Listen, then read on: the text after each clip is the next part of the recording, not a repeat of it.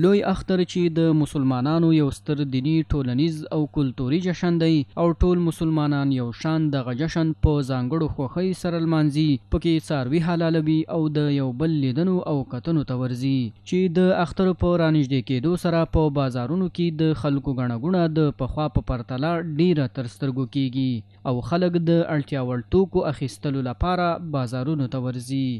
دیگه مال خوب است، نسبتا در سال گذشته که امسال زیادتر است. هر کس که از در پیسه که داشته این مال خریده و نگاه کرده و در قربانی میاره، نسبت در سال پیش که مال زیادتر است. خوب است دیگه، امروز دیگه روز اول است دیگه، مردم اومده را خرید و فروش هم خوب است دیگه.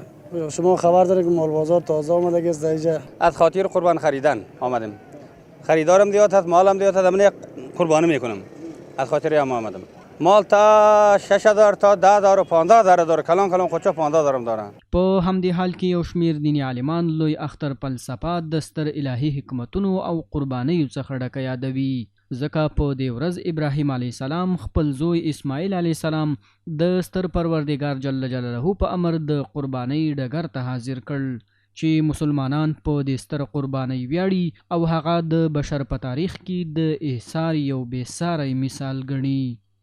وحدت و همبستگی و فداکاری و جاننثاری حضرت ابراهیم و حضرت اسماعیل نشان می‌دهد و این سنت است برای تمام دنیای اسلام. یکی از عنعنات افغانستان هم است که همه کس در عید قربان به نام لوی اختر یاد میکنن که به حساب عید کلان است. در عید حتما کالای نو میپوشن و خانه دوستا هم میرن.